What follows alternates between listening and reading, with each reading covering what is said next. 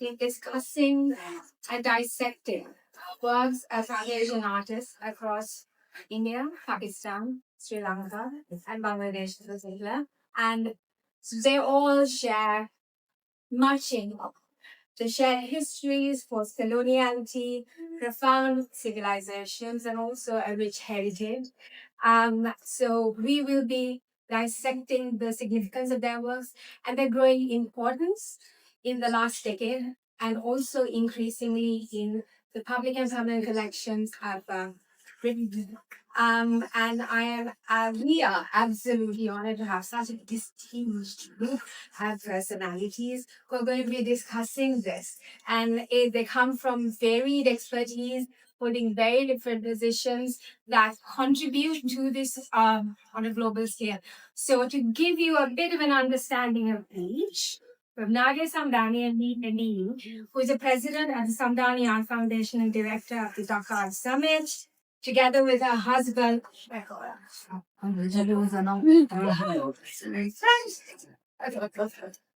so together with her husband Rajiv Samdani, she established the Samdani Art Foundation, the Banner Dhaka Art Summit, where we met back in 2013. Yeah. Yes. And the Street of Samdani Art Center and the Sculpture Park to promote Bangladeshi and South Asian contemporary artists and architects. She's a member of the TASTE South Asian Acquisition Committee, TASTE International Council, Classical Avenues Programming Committee, and a founding member of the Harvard University Lucknow South Asia Institute Art Advisory Council, amongst many others. We have Anita Dawood, who's an independent editor and editorial consultant. She's commissioned publications for public institutions, publishers, and galleries, and work collaboratively on artists and curators book in the UK. She is the managing editor at Prisoner Gallery and has worked with the Government Art Collection and Strategic for inclusive representation. British art. Recent monographs edited by her include Target Pandal, Inheritance Quest, and Rana Begum's Creates Light and Color, whose work you can also see downstairs. We have Rekha Rodwitiya, who is an artist, art practitioner, curator, writer, a whole gamut of roles she plays. She's established a strong, politically vigilant feminist practice that has sanctioned the representation of the female figure in a non-voyeuristic manner. She had 39 solo exhibitions across the world, has been presented nationally and internationally in 130 group exhibitions, and she is also the founder and CEO at the Collective Studio Baroda. And we have Charles Moore, who's the director and co-owner of Baroda Gallery. Before joining the gallery in 2012, Charles was a specialist at Bonham's auctioneers in the field of Middle Eastern and South Asian modern industry art. In 2024, Charles founded the online platform ARTRA South Asia and has texted several artists from South Asia, as well as conducted research into the artists living and working in the UK.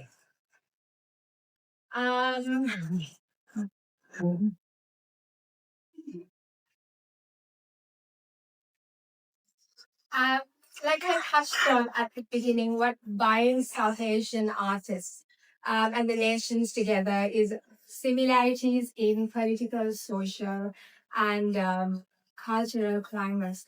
And in fact, our shared histories, post-colonialities, and the profound civilization deeply embeds us into something that is not as represented as much as we would like. And the South Asian artists, both modern and contemporary, have been playing a very strong role in bringing that to the forefront. And in fact, recently on ARTRA magazine's edition, where we explored the work of Ali Kazim from Pakistan, Tadaliki from Bangladesh, and Anoli Pereira from Sri Lanka, they collectively brought in a lot to the table that we were able to interpret strongly, like the use of the indigo in Ali Kazim's work were subtext to the Lord Krishna, the cosmic power. And then you had Taiva Lipi, who brought in the women in blue. She had a collection called the Venus, the Venus. And in that, she sort of uses the female figure and brings in unequivocal stature and strength. So while contesting the consequences of imperialism and giving in another element of it. You had Anoli Pereira subverting that narrative by craft making, where she uses needlepoint and textile weaving to also subvert, the prominence that was given with the conventional, with the British art traditions of the time. So collectively, they were definitely defiant in what they presented. And on that note, I'd like to ask my first question to you, Nadia. In your opinion, what is the significance, origins and significance of Taiwanese and her work, and bringing together the shared histories of South Asian art? Thank you. Tayuba Begum Didi has been a torchbearer for Bangladeshi female artists. She has done significant and bold and moving works that are very different from the traditional form of what you think is art, especially in South Asia, especially female artists. So she's actually been a very, very important feminist voice for Bangladeshi female artists. Her first international kind of significant work was at the Venice Biennale in 2011, where it was a quite a significant work. So I think that is when she got quite a recognition in an international platform like South Asian art. And from there, I mean, her journey took off. And then, of course, we showed her at Top Art Summit. And then Guggenheim Museum, collected her work.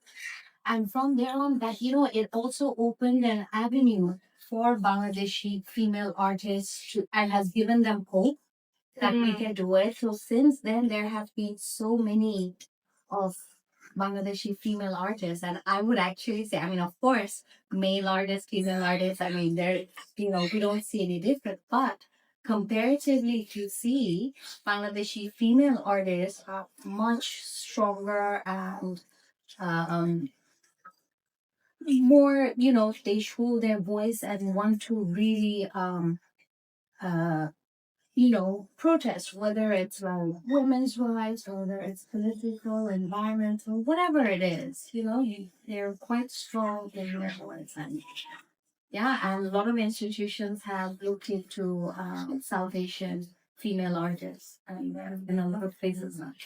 Yeah, in fact, Taiwan Nidhi also uses material in a very inventive way, where she uses a lot of steel to also like bring armor, and then she like subverts that idea through different means. And a very potent feminist artist of that note. Yeah, like for example, her iconic medium is using the razor blades. Yes. And the razor blades came from her childhood memory where she saw that, such a small little blade, but yet so powerful, whether men use it, women use it. It is to cut things, to sharpen pencils, then again to shade. And she comes from a family where there are a lot of, I think there are 10, 12 siblings she has. And, there was, at that time, people used to give home birth and using the blades to cut the umbilical cord from mother to child. So that significance was so important. I mean, it stayed with her. So when she started making her works, I mean, she trained as a painter and an art as a painter mainly. And then she started using this blades to kind of voice like women's issues. So making, whether it's shoes that, what we have to, the face we have to put in up in society, who makes it. And I think there was an important work she did with the veil. Yes, yes. One of our performance pieces where she had a veil made of blades. So what does that mean? So kind of questioning a lot of societal issues. Understand.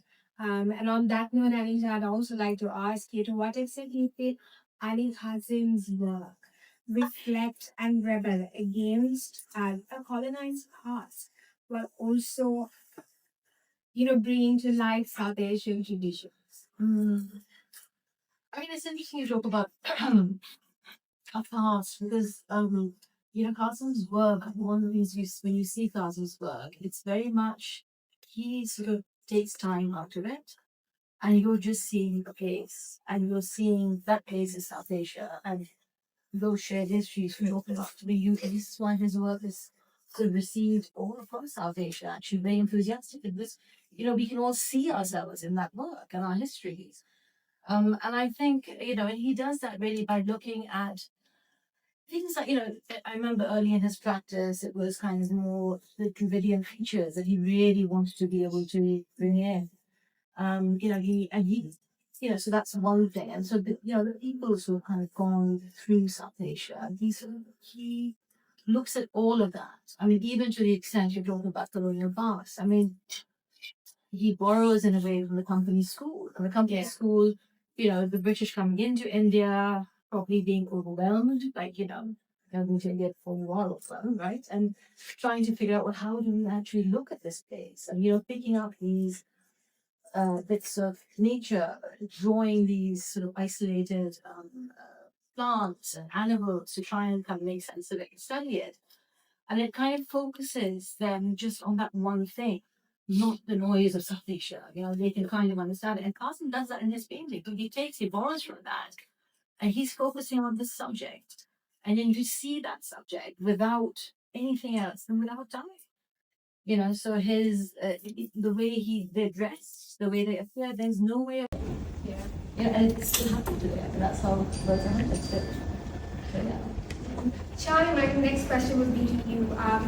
In your opinion, how have you seen the consumption of South Asian modern Kenya art gain momentum, perhaps more so in the last decade? So, that's a good question. In the last decade, things have moved on at quite a pace, but you've really got to remember that the market as we know it has really only been going about 25 years now. Sort of around 2000, 2002 was when we saw a real uptick in the interest in South Asian modernism through driven by interest from India itself, but also expats in the UK, in the States, Hong Kong, wherever. But before that time, a lot of this material was just a sort of a bycon, if you like. There are stories we talk to old British art dealers who would go down Horsebellow Road and people would be selling boxes of Susan drawings for £10 each.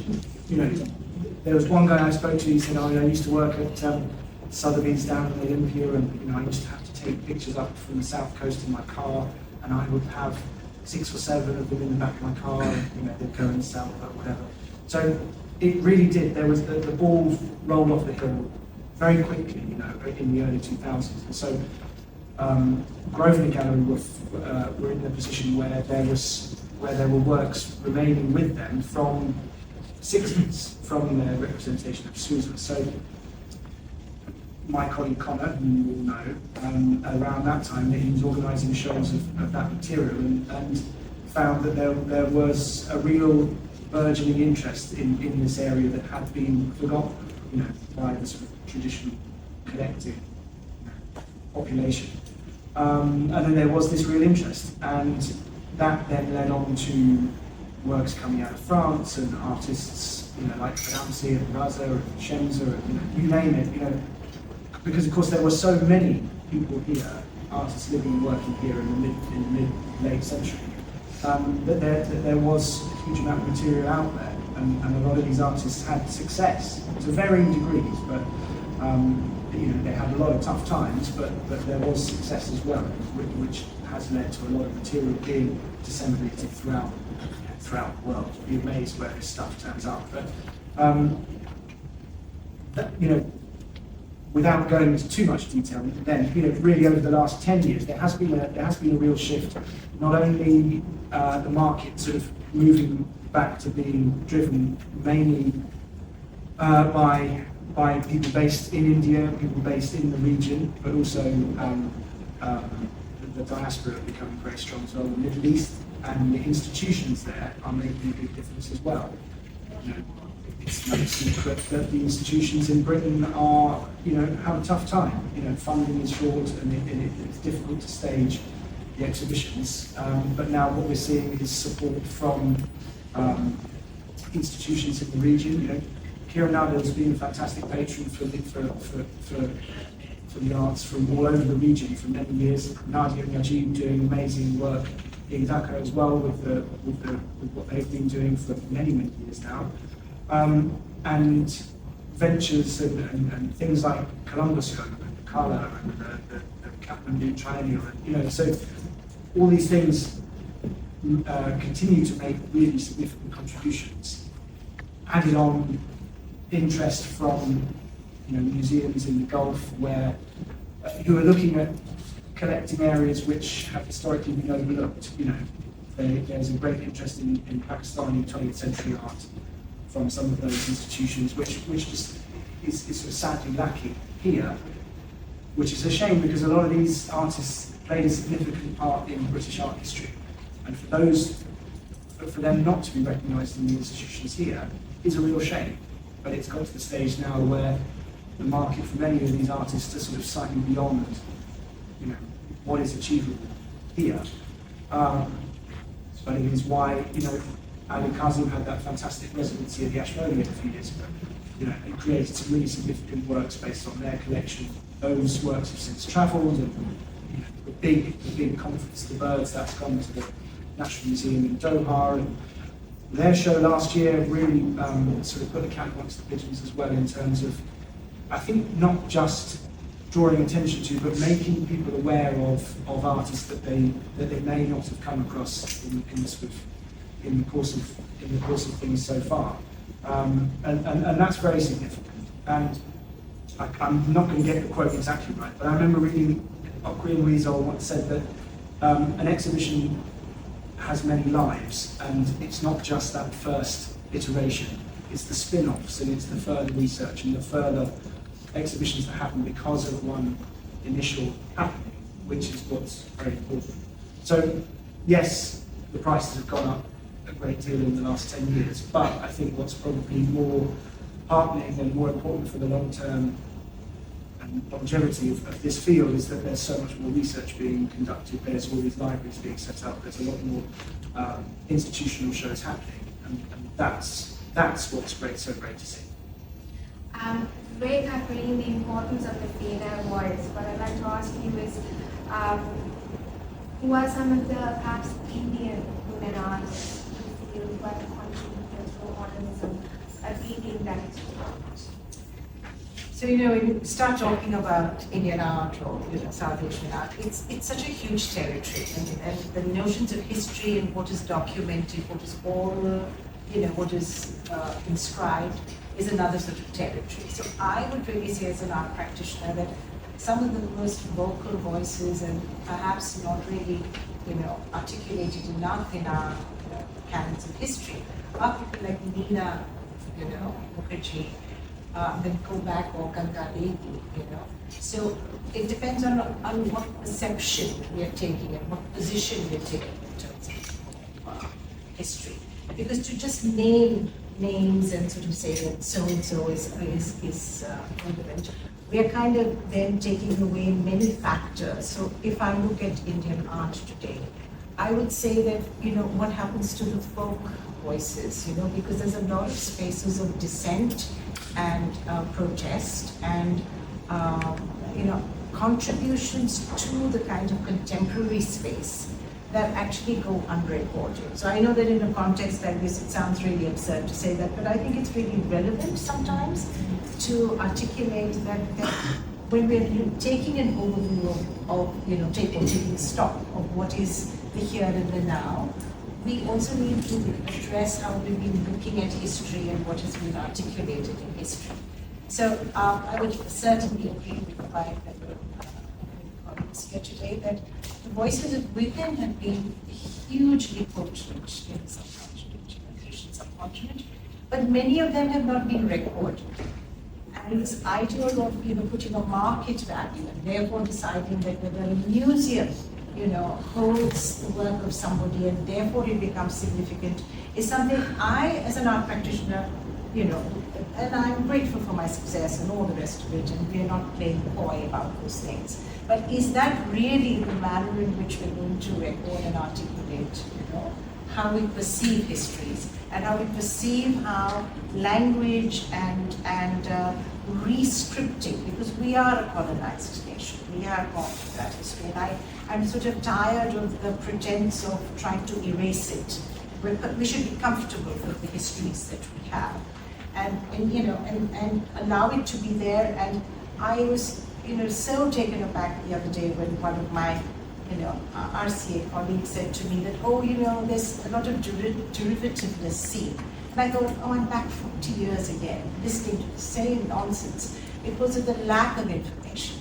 So, you know, if I think of studying here, and I'm sorry, I'm sort of being slightly convoluted in my answer, but I do think it's important, because otherwise everything becomes too prescriptive. We want to pigeonhole everything.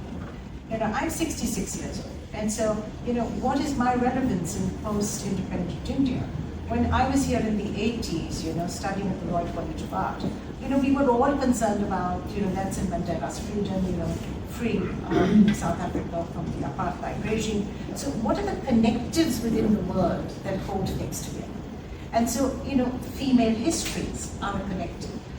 The way, you know, artists from the subcontinent have used the figure, the human figure, the female figure, in so many ways of, you know, enunciating and articulating, because it becomes one of the most obvious receptacles, both in terms of protest, in terms of receiving, in terms of being a witness. So, you know, I can name 10 artists, 20 artists, 30 artists that would, you know, they have, you know, we have like Rekha, we have Anita, you know, X, Y, Z. But at the end of the day, there are also those oral histories, unrecorded, amazing things that happen, you know, articulated, and the, you know, it's like if you cut a strata, you know, that's if you cut into the sort of an imaginary notion of what cultural practices are in a country like India, it's self-account. It's self-account. It's happening, you know, on the floor of somebody's home. It's not just only the urban practices. I am an urban. I'm completely, you know, unapologetic. You know, I speak only, you know, English, that margin. But the point I'm trying to make is that you can't really create a singular representation and give a kind of, you know, encapsulated space of the kind of history that a person like myself comes from. It's just too vast. I'm really glad you brought this conversation, because our recent edition of the magazine, Women and Modernism, it was really interesting for me during the research process to go through these works, because you have in Sri Lanka the 43 group that completely, you know, brought, it was the catalytic moment, because they rebelled against the Ceylon Society of Arts that sort of took on the British traditions, and you had this 43 group sort of, you know, through murky waters representing modernism through Sri Lankan lens. And then they invited 11 women artists, right? And they showcased with the exhibitions that the 43 group had from 1943 to 1967. And you have so much of literature that talk about the 43 group artists, the males, and not of the women. So recently, I was definitely very intrigued, because the more I did research on modernism, I'm thinking, okay, we have these great men who have showcased, but what of the women? Because they have also been invited by these artists to showcase. And then when I looked into their works, particularly you have Swani Jayawarden and Sibyl Keith, they have brought in a very lived experience of what it is being a woman, because you have Harry Peelis who talk about the dignified and almost Victorian woman and the way through which they were presented. And then you had George Keith, you know, the spiritually sensual, and what we also see definitely an experience. But then you had a female artist bringing madness and monstrosity as a rebellion to speak about what it was to be a woman. So these kinds of very alternative realities are brought in, and then these works contribute to a feminist art epistemology that theorizes what it is to be a woman. So in that sense, the women modernists play a very large role in opening up conversations of what it was, or the female psyche, from a much earlier point when they were overshadowed by men to quite a Yeah, may I just add that we look at art sometimes in sort of white cube space, but the practice of it occurs actually in the negotiation of a political reality, an economic reality, and a social construct. And in a country like India, which is sort of so layered and so hierarchical, there's so many hierarchies, whether you accept them or not, you can spend your whole life resisting it. Those are the ways in which linguistics start playing a role. Art history is necessary to categorize and all the rest of it, but there are these many gray areas. So when we talk about modernism, it's an exciting space when you're trying to record something or analyze something. But when I'm looking at how in the last 40 years of my practice, we've had a changing economy, we've had a changing landscape of alternative realities. Economics plays a huge part in it in terms of accessibility of things. Technology plays a huge part in that. And so when you have access to certain things, or when you have a certain resistance, history and politics and economics and social realities are really things that become the kind of scaffolding through which you then construct something. So art is really based on that. Simply to talk about linguistics without understanding how responses are, we are then sort of decrying, because it can't be the same in Sri Lanka, it can't be the same in Bangladesh, because our realities, though similar, have a lot of differences, and you're reacting to those changes, and that's what artists do. They negotiate an everyday reality and create the kind of historical responses. So it becomes a kind of recording in many ways. Where we start fitting in the terminologies, is it post-feminist, is it post, this, that, and the other? I think that we leave to the historian. As an art example, practitioner, a very interesting example is Goslin's work. He, paper is expensive. He started, working with watercolor on paper, and he didn't want to waste the paper in his early days, so he would wash one color off and add the color on and build up slowly. And in doing that, he basically developed the language. And when he looked around him, he saw that what the Bengals was also done. So it's kind of, it started, as you say, with these economic constraints and economic realities. And it's funny how these things play a huge role. Exactly. Nadia, on that note, I'd like to ask you, because as the co-founder of Dhaka Art Summit, which has played a very instrumental role in getting South Asian art into the forefront in the last decade, what has helped you conceptualize, and how have you seen festivals of this nature evolve over the last decade? So I think our journey started through collecting, and we realized that we have so many talented artists in Bangladesh, like so many. But as a Bangladeshi, living in Bangladesh, I couldn't find them. It was so difficult. Like where would you, in like, say for example, in 2010, 2008, when you can't just Google or find someone on Instagram, you couldn't. How would you be able to find them? It was, so we, unfortunately in our country, we don't have any contemporary art museum. We don't have the gallery scene. So where are the artists? So I think through that, the whole idea came that, we want to, and of course we have friends all over the world, and the curiosity was that, what is the Bangladesh art scene like? How are the artists? What are they doing? So it was very, very challenging.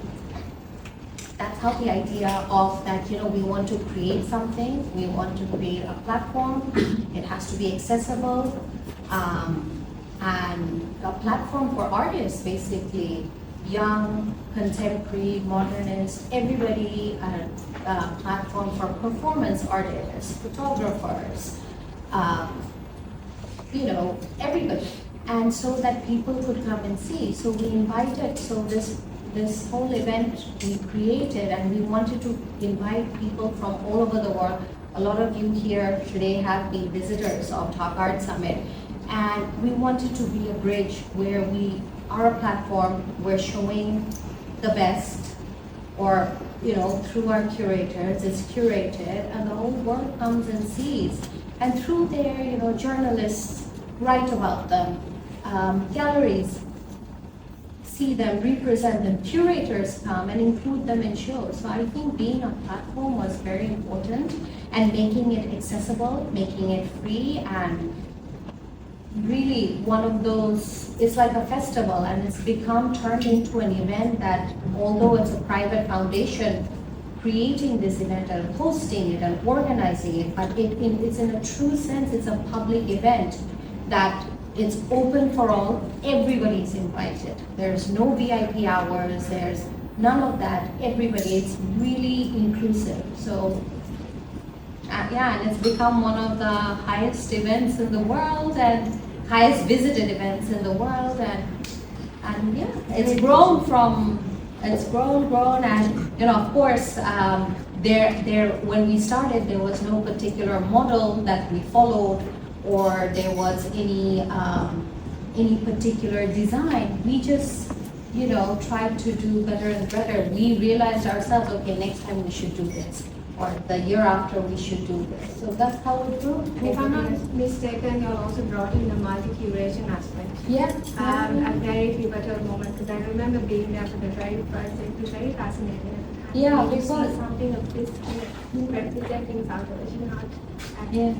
Yes, like I said, there was not a model we followed. It's a biennale, but it's not a biennale. Yeah. So there are multiple curators under one roof. There's a lot of things. There's lots of talks, workshops, symposiums, all kinds of things going on in under one roof, kind of making it something for everybody to be a part of. On that note, Anita, I'd like to ask you, what is the significance and importance you feel of art circulating outside of galleries, for instance? Because I think that is also a moment through which you sort of see through different lenses in different spaces. They bring in different meanings. What would be your take on it? Yeah, I mean, I think it's really critical, especially in South Asia, because you've got these political borders, right? So I mean, firstly, you don't have that many spaces, so where does the art get seen, and who does it get seen by? Like you say, it's, the urban sort of populations are able to visit whatever gallery spaces they are. What about the rest of the country? What about the rest of the world? So there's that side to it, and then there's the side of, how do you move on across the borders? And the way, I mean, I myself, I worked in publications, and that I've seen as a really, quite a powerful way of art circulating outside of the gallery space. I mean, we had from Sri Lanka, in fact, Berkeley, who set up Breaking Leaves. And I mean, her book, she basically was doing exhibitions in book form and priced at a very accessible price point. The idea was these books could go out and people could see essentially what were art exhibitions, but in a book form.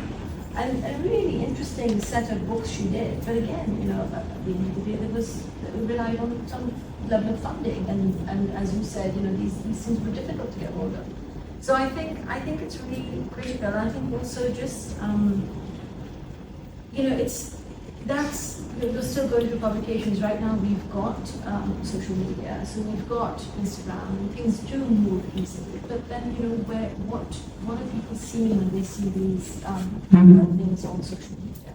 You need some contact with it. You need some way to integrate. And again, through the publications, I mean, I edit them, so I know very few people read them. But you can, people do still take from them. You can just put two pretty lines next to an image, and it suddenly gives you a way in that you haven't thought about. So even with, and those lines come from maybe an essay that was commissioned for a publication, So unless you have those publications, and unless you have that place to create that knowledge, how is it going to circulate with that knowledge, even if it's just with, That's so, very interesting that you brought it up, because when I started the magazine in 2012, and back then social media wasn't the thing. You would write on Facebook was an art, kept chatting it up for lunch or something, right? Instagram kept reporting. So I remember thinking, hey, a magazine would become an interesting mode of transmission, because it's light reading, Yes. but at the same time we can contextualize. So Exactly. over the years, it has sort of like taken a completely different role, and I think social media is playing a very large role in consumption. But yes, And then the other place, I mean, like again, I just come back to again, Nia Bakazim's work is seen as on the cover of two books. One Yes. book of poetry, one as another kind of Urdu writer, you know, cover his book. So that's a place in a completely other context outside of the art world. You know, so that's also important. You know, how do we get that to happen?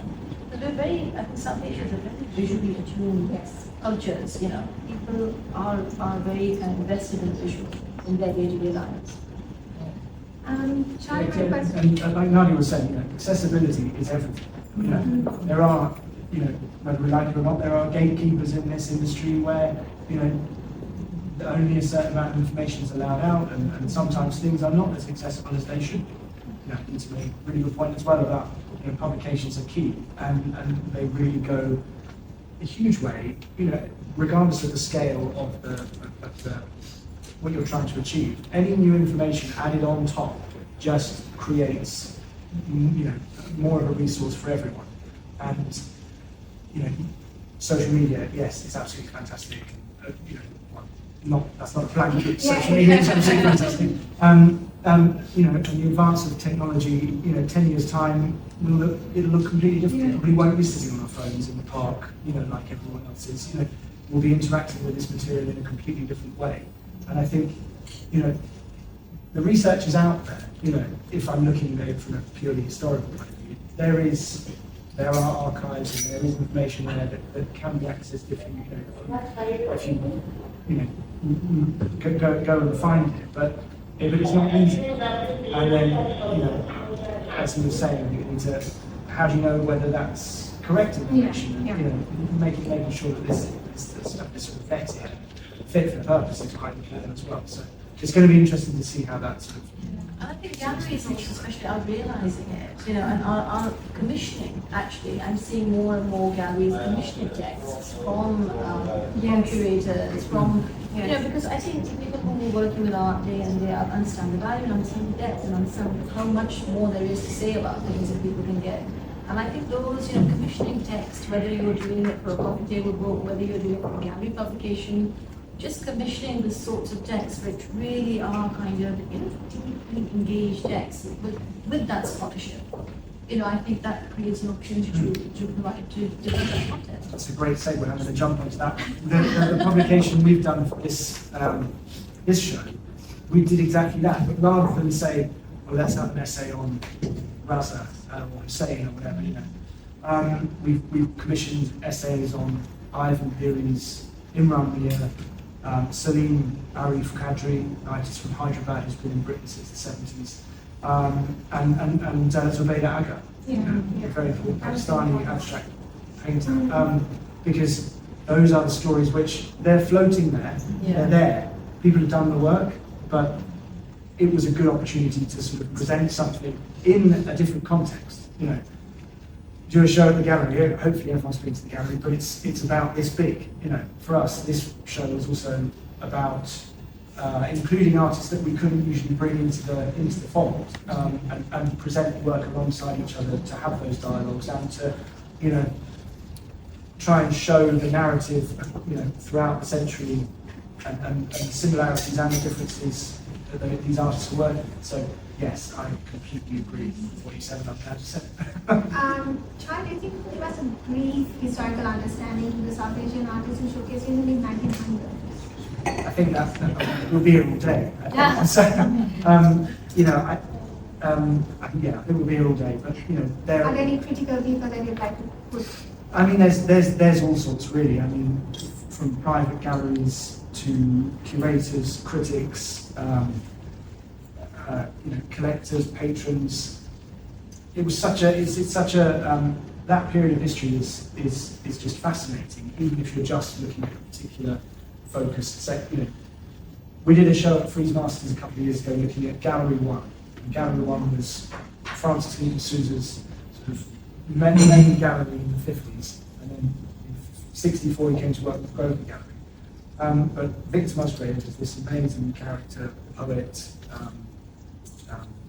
dealer. He had this space in Soho, and he showed Sousa, and it was a sort of profitable relationship either way, not always a particularly friendly one. You know, they clashed, but you know. But Musgrave conducted shows of a lot of South Asian painters who were in Britain in the 50s.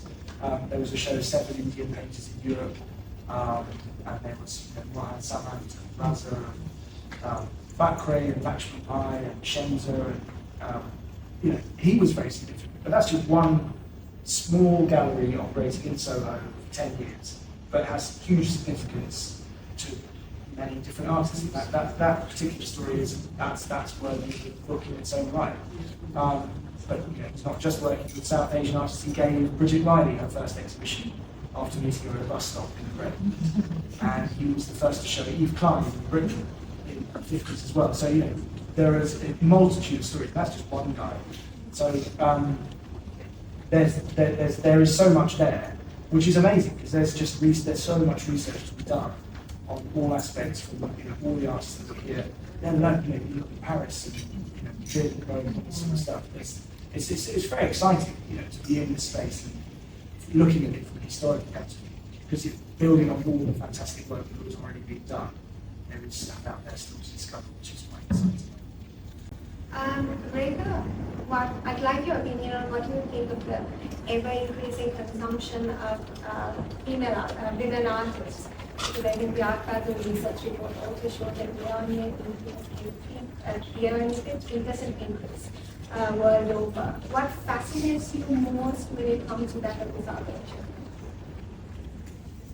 Yeah, women have always been sort of, kind of torchbearers for so many things. And if I look at India again, the kind of the support system for women artists, like Arpita Singh, for example, it hasn't been sort of recorded in the show, but I remember Mrs. Alkazi from Art Heritage, in those days it was called Black Partridge. So Arpita was not sort of painting, for whatever reasons she had a child, or was, some sort of domestic thing had occurred. And Mrs. Alkazi insisted and said that just here's paper, here's stuff, go and work. And so there's been a kind of sort of support system for women, women to women as well, and I think that today, maybe, I don't know the word consumption, I'm not very comfortable with that word, perhaps from a feminist perspective, but I think that I would like to believe that, especially in a place like India, women's art has been seen and recognized and historicized quite adequately since at least from the 80s. I don't know what my colleagues would say about this, but I genuinely feel that. And they will be represented. And I also think that when we talk about the idea of support, every nation has a kind of desire of its own national space of holding its art together, and to be able to disseminate it and to see that it becomes sort of the recognizable space in other places. We need what is happening, like what we have in other patrons such as that. But we also need government spaces that allow for understanding how independent curation and independent kind of research brings forth, the ability for the historical recognition and the contemporaneity. There's also a contemporary historicizing that occurs. I'm an art practitioner. I look at things differently. I don't really want to get into these other territories because for me, I think what is important is the discourses. I think that we have in some ways lost the space of community. Community in some ways has been, you see it in the Kochi Biennale, and I hear it from you regarding the Dhaka Biennale, where the ideas of what community and community affiliation, there's a kind of resurgence of that. But in the 80s, what was occurring was a different kind of space, and you can't keep history static. I think that we've lost that in this idea of, I don't know whether the word consumption is being appropriately, speculated by me here, but it becomes a numbers game. I'm not so interested in the numbers game as an art practitioner. I'm much more interested in how take the LGBT space, take other alternative spaces, take community spaces, take mental health issues, and how art and, museums and all of these spaces, interact with it. Women, are forefront runners in terms of articulating many of this. But I think I don't want to look at art so independently. I want to see it as part of an integrated space of discourse and manifestation. I think it's a very interesting point that you bring up because in the 90s, there were these South Asian groups, like you had the Brito from Bangladesh, you had Tirtha from Sri Lanka, you had Vassal from Pakistan.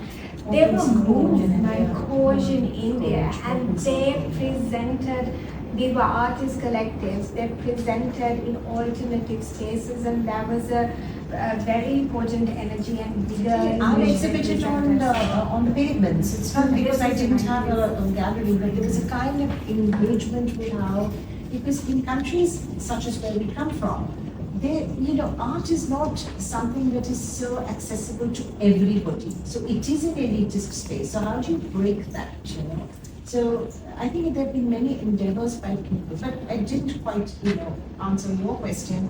I think the idea of these things are already, historicized and written about enough. I think there are many other areas that I wish we could unfold and talk about, which are the nuanced areas of, I think that women's histories are not written about enough. And that's where things get, appropriated. As I said, the number game is important for certain spaces, but not necessarily in all spaces, because I, as a sort of a social, anthropological, historical, cultural space, we also need other endeavors, because there's no such thing as truth. History is never truthful. So we need to see how accurate we can be. Yes, how accurate. Nadia, if I may ask, on a larger note, what do you think is most stimulating of South Asian art? Because you've got a very large collection. And what do you think is most significant of South Asian art, in particular, both modern and contemporary? I think for the, like South Asia, we have been so, kind of like in a bubble towards the international world. Like we haven't been out there. So I think there is a lot to discover because we have our own voice, our own language, our own identity, and our own issues. Like Rekha mentioned that we have our own issues, and every region, every country has their own issues. So I think we need to discover, and we are a very now like the whole world is looking at South Asia. It's like 20 years ago nobody talked about South Asia. We were not important. Now we are important.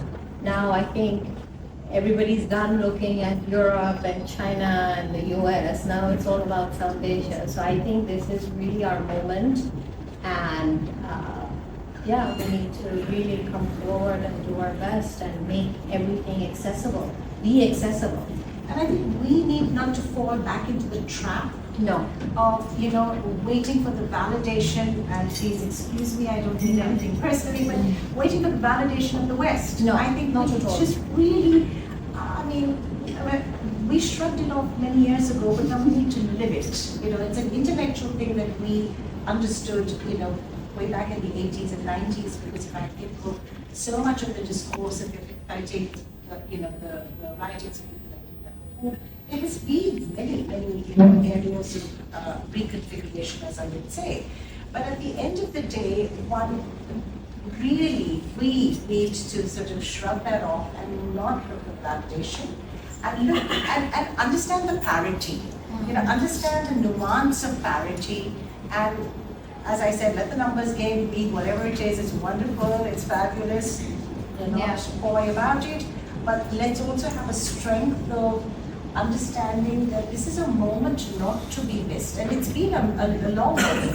It's not a short moment. Yes, yes. Yeah, and the other thing you mentioned about, about it's not always about museums or important validation, it's about communities, it's about, so exactly, so we realize that, so that's why our event, our Art Summit, it is so important to make it accessible and inclusive of everybody.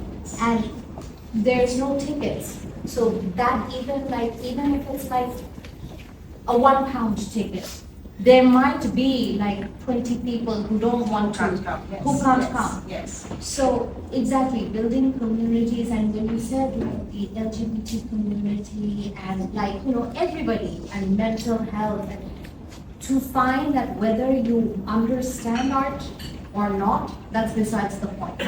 You come and enjoy, yes, you see it, whether it's a performance that you like, whether it's just a photograph or just a sculpture, anything. So that has been a very important, and I think that is very important. And we need to join the dots between, and I think there's a greater divide now, and I'm sorry, I'm really off track on your question. We need to join the dots between, literature, art, architecture, music. We've lost that. I grew up in a pedagogic environment where it was just integrated. It was the tapestry. You took one thread out and you noticed that it was problematic.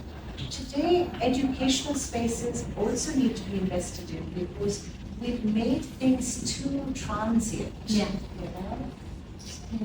And having said that, I'd like to ask my final question to you, Anita. To what extent do you still feel it's important for South Asian art to also be a part of permanent and private collections across the world, and specifically in Britain, given the growing cosmopolitanism of this place? Well, in Britain, I mean, as Sean said earlier, there are so many. There is a huge collection of South Asian art in British museums already. Historically, Britain has South Asia in its DNA. Britain has to recognize that. And I think, so historically the collections are there, and they need to be researched, they need to be seen more, they need to be talked about more, and there needs to be scholarship around that, and they're not really, you don't see them, British institutions are not looking at these. They need to be collaborated. They need to be exactly that, they need to be collaborated. But also, I mean, looking at the contemporary, like South Asian artists down in Britain today, so British Asian artists, I guess, is what they're called here. They often are coming from unprivileged backgrounds, from South Asia. They're coming from working class backgrounds, right?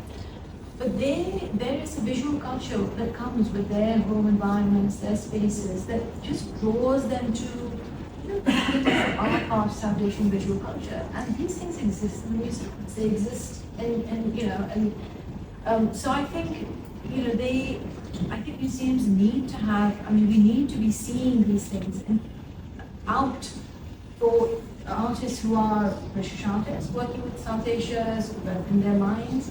And actually those artists and the British artists working in South Asia, they are British and they see themselves as British, but they have the South Asian side to them as well. So they're actually sort of, in a way, manifesting, showing us what it means to be British with South Asia in your DNA, So I think those collections are really important, whether they are contemporary collections or historical collections. So creating viable relationships. I think sometimes there's too much of a sacredness and too many divides. And I think we need now to perhaps just merge certain things or allow those mergings if it's going to occur.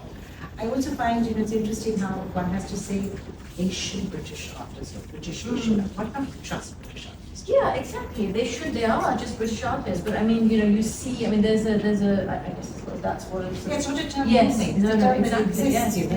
Yeah. On that note, we'd like to open the floor of questions if there are any.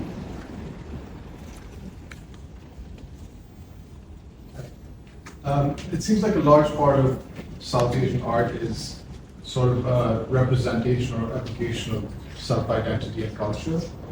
But what we see around us is a lot of it is painted in the Western tradition, with some exceptions. like Persian miniature, modern miniature, like Kazan, or others like that.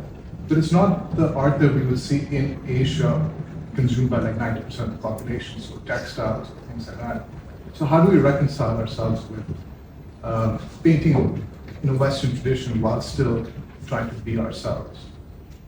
Especially if it's a response to colonialism and like the history of Orientalism. How do we sort of work through that? Does that make sense? I think to answer your question, Lionel went, he and even the modernist group, they're particularly interesting in the sense that they use modernism as a style, but what they reflect is the subject matter, okay, Sri Lankan experience through, dark-skinned human bodies, which was seen from a very Orientalist point of view with, subjugation and prejudice, but then they brought the beauty and grandeur. So in that sense, I suppose there were certain techniques like that artists use, and also artists like Anoli Pereira and quite a bit of the artists there in the 90s who came up, they used craft as a part, like textile weaving, needlepoint, and these were ways through which they were able to connect with the larger populace and the way through which they creatively express. This is something on this There's a lot. There's a Pakistani artist called Adila Suleiman, who really minds kind of truck art in her work, and the fact that women sit in the back of earlier work, women sit in the back of motorcycles without helmets. She's used that in her practice. She's really looking around her and using. I think, I agree with you in that yes, some I suppose. Some things are from modernist, maybe Western art techniques, but there's quite a lot that's actually from there. I mean, the miniature Qasim is sort of working, yes, taking something from the miniature, but a lot of his watch techniques come from East Asia. They're sort of coming from there. I think that, especially miniature painting now in Pakistan is, at least I can talk about Pakistan, it's the same in India as well. I mean, you've got they're mining sort of working with the tradition and reflecting the contemporary using that tradition. But it's not just, and that miniature painting tradition has kind of seeped into the art practices of other painters and artists who are not necessarily working with miniature, but in the painting department, for example, in this art school. So I don't feel, I think it's a mix. Like you say, Britain was part of South Asia's history, and you can see it. But I think we have a rich visual history, visual cultural history that you see in the paintings, contemporary artists. And a lot, this exhibition is not representative. It's not, it's not meant to be the final word of any stretch of the imagination, because there is a lot that is excluded. It's a fully commercial show, so we could have brought in material just for loan, but that would have lent a slightly different aspect to it. And it is, it's true that a lot of the artists, when they were influenced by prevailing artistic trends of the time. Raza, for instance, draws a lot on colour-field artists from abstract expressionism, but always retains his sort of own sense of aesthetic created by his upbringing in the forests in Madhya Pradesh, his connection with nature and spirituality and whatnot. So there is always going to be that. Criticism is not the right word, but there is always going to be that element where people will see, other works. But it's influence, isn't it? It's what's around you when you are, what ecosystem you're living in, what visual ecosystem you're living in. And certainly for a lot of these painters, and these artists, they were sort of straddling both sort of Eastern and Western aesthetic and sort of bringing them together in the social situation that they were in. This represents a small section, and we've sort of tried our best to sort of blur the lines so that it's not, compartmentalizing anymore. But also this brings us back to this what we talk about scholarship, and about, because unless you draw out those connections, unless you understand where practices come from, you see it only what you're used to seeing. So if you've seen, I guess, a lot of Western art, you see those elements in it, but you don't see necessarily the stuff that has been hasn't been articulated, hasn't been written about, isn't on the, isn't on the sort of the interpretation and museums, because that hasn't been Said that. I mean, yeah, when we were running Green Carnival, one of the things we were doing is commissioning curators and academics to write on art practices, and they were writing on art practices that had never been written about before. And they were finding all these things that had never really been articulated. And it sort of gives you a way in. It shows you how to look. You get that a lot going to Western museums. How do you look at a work? What should you be looking at? How are you looking at that thing? What does that thing come from? Methodologies. Yeah, you don't get it when you're going, and very few now, and this is why it's important to have art in museums. It's important to have South Asian art in places where you have to have this interpretation when you look at. And part of syllabi, Yeah. I mean, there's Yeah. within proper Yes. syllabi or South Yeah, yeah, Asian. May I slightly address your question? Sure. Let me ask you, who does a dot or a line belong to? Which cultural practice does it belong to? Does the what belong to? A dot or a line.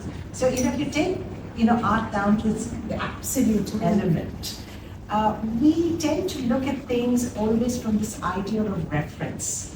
But as she so rightly said, everything gets contextualized in terms of what kind of background or environment you are being brought up in, as Jaleel said. I'm a post-independence child, 66. I grew up, as I said, I speak only English. My parents are from different parts of India. So what is the kind of educational system I went through? What was the kind of background? My father was a fighter pilot in the Air Force, so already elite and whatever else. At the end of the day, there are certain things you take for granted in your everyday life of your cultural environment. And if that is not known to the other, whatever the other may be, it becomes ignored. Forget about it being alien, it becomes ignored. I also want to say that one should not become too precious about cultural practices. We need to stop, because that again becomes sort of this validation of whether I'm South Asian enough.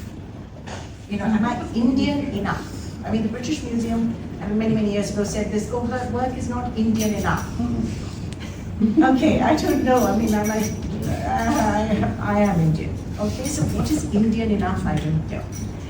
Where would you place a Nasreen Mohammadi? Where would you place a Jairam Patel?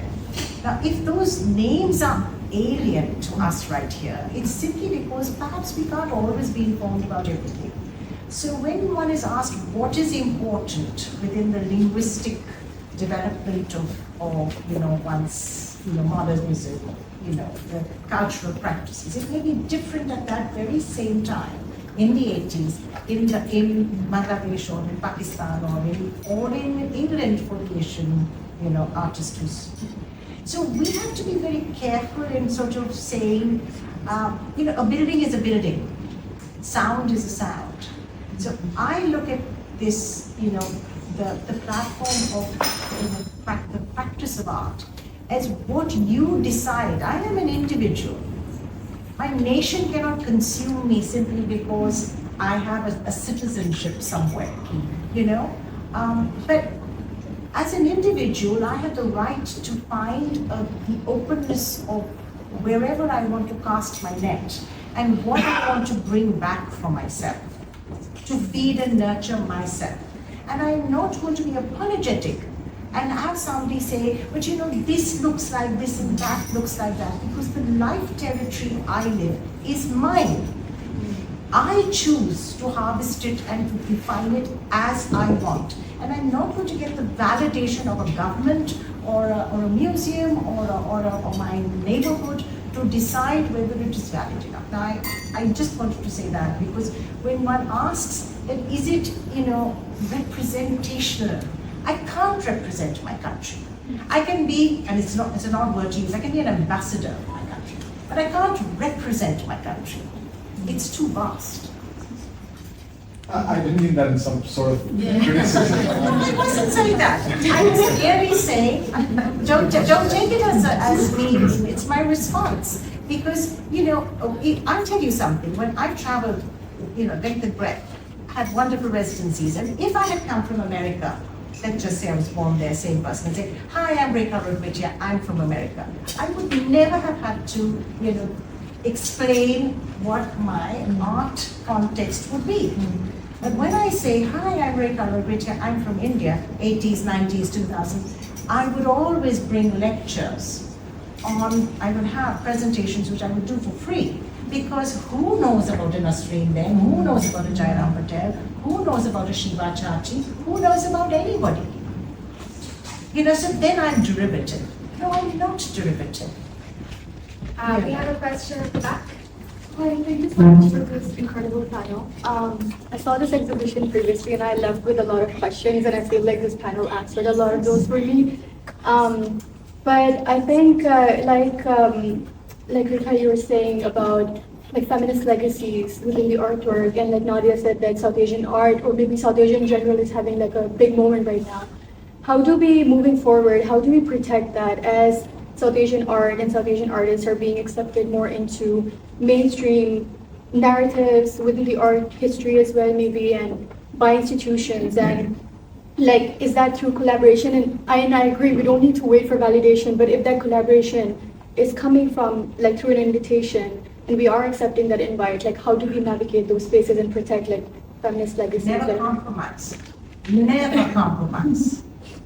So that's what I would say. Yeah, I think I'm on the same page, yeah.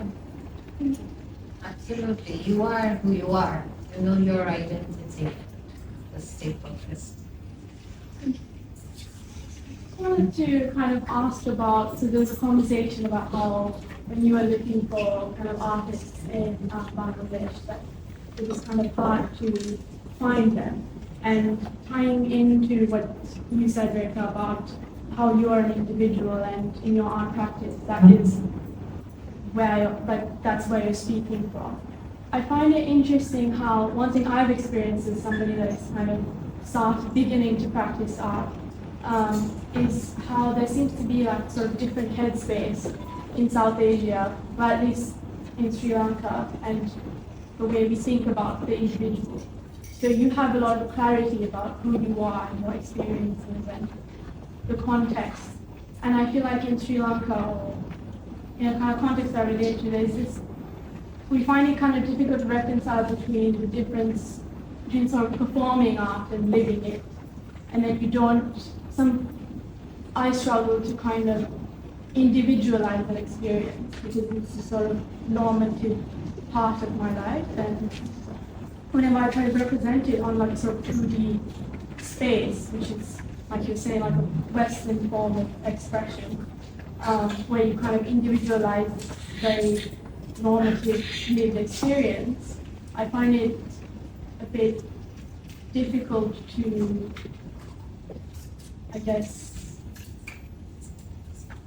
position my authenticity. It's like, I feel like that's probably why it's difficult to find a lot of artists in the typical sense who individualize their experiences because they don't think of them in that way. And in Sri Lanka, sort of like during the independence era, sort of post-independence, I guess, of approaching it, there was this sort of revivalism happening where we were really trying to, as a kind of like a culture and a community, the Sinhalese, the Tamils, we were trying to find their identity because it was kind of a total abstract cloud after 400 years of colonialism. And they were trying to kind of take back these elements from a very long history, like a Buddhist history or a Tamil history and all these things, Sinhalese. And there's this interesting thing I read, written by Ashish Nandi, who writes a lot about mapping.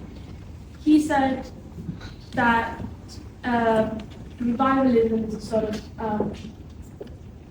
westernization in itself, because, and it's quite ironic because you're trying to fight westernization, but you're trying to do that by capturing within yourself the elements that you think are the reason for the Western man's success.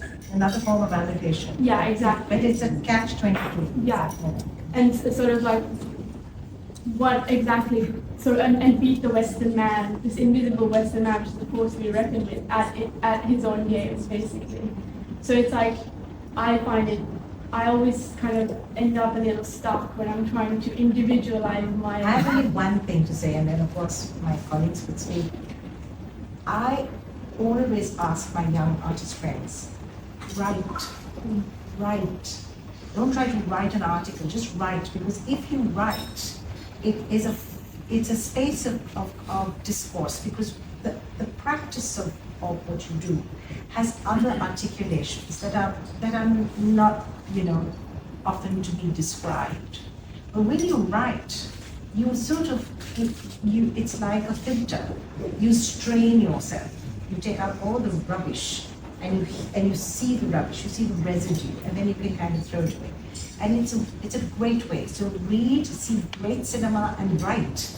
And it's a strange thing. There will be a percolation of you comprehending who and why you are, and what the notion of purpose is for you from your life. It's very good advice.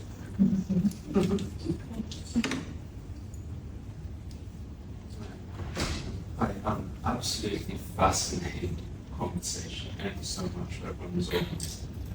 I'm just going to pick, I've got quite a few questions, keep it to one. You said something about the museum may not be the answer. To have these art or craft and I was always reminded, like in Sri Lanka, when there were these spaces, people felt uncomfortable passing through the front door, crossing the threshold. Yeah. Or they become more comfortable for some reason coming the back. So as you organize some like festivals, that's how you break that up. It's not just Asian. I have friends who haven't been to the Tate. They don't want to, and it's not for them, right? But there's there are quite a few levels of reasons why people, in those whole communities, they don't go through the front door, maybe security or something. But back in the day, I remember I was doing some research on Arna Kumaraswamy and his wife Ethel married. And they also, Arna Kumaraswamy wanted to create this museum, but he died. And was there this then like a space where that kind of space wasn't put in there? I mean, that collection wasn't put in like in the 50s. Because he was aiming to, I think he died in Boston. It's really interesting that you bring that because Ananda Kumaraswamy couldn't fit it in because one of my favorite quotes of his is that a nation is not made of politicians and businessmen, but artists and poets. So in fact, he considered the country as a place through which art should be reflected.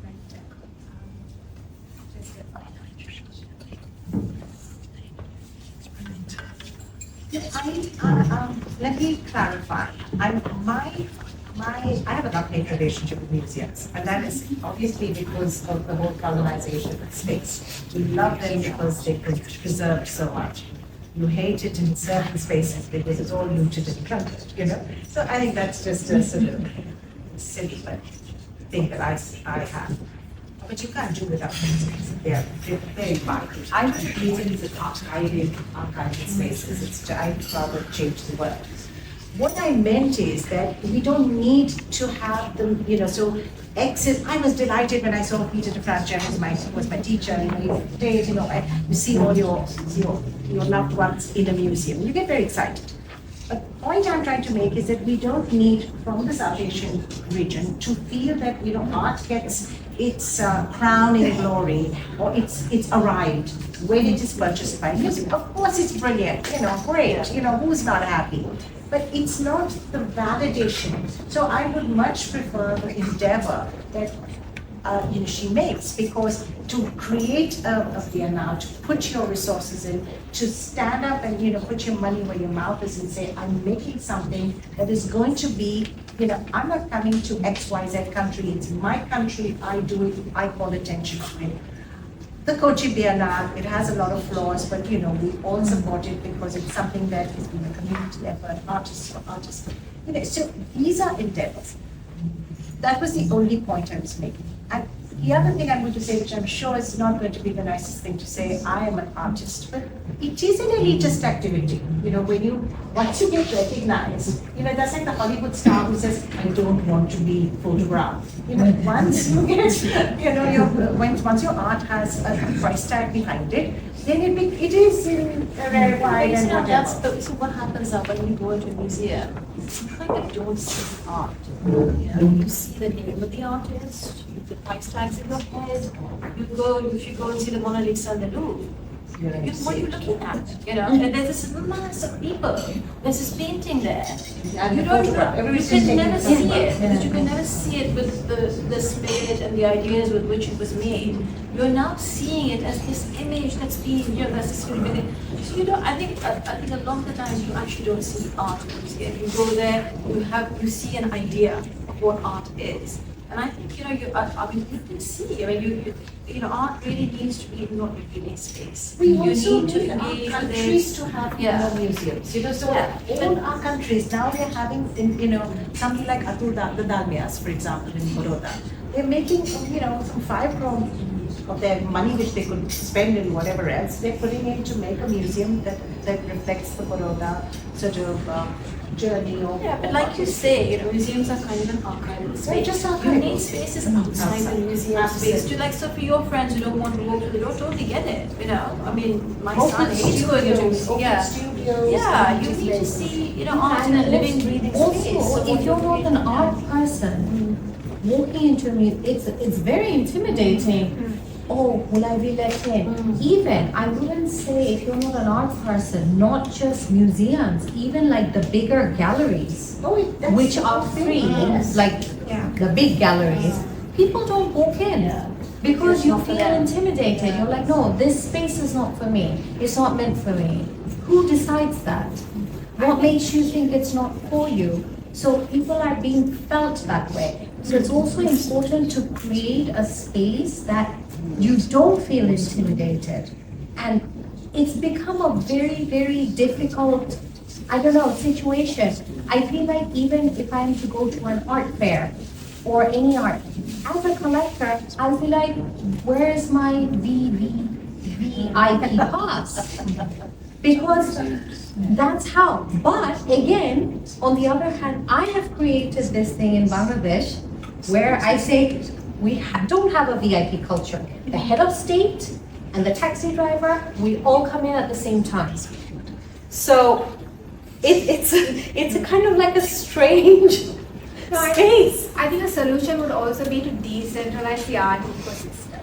Because right now you have prominent players and roles.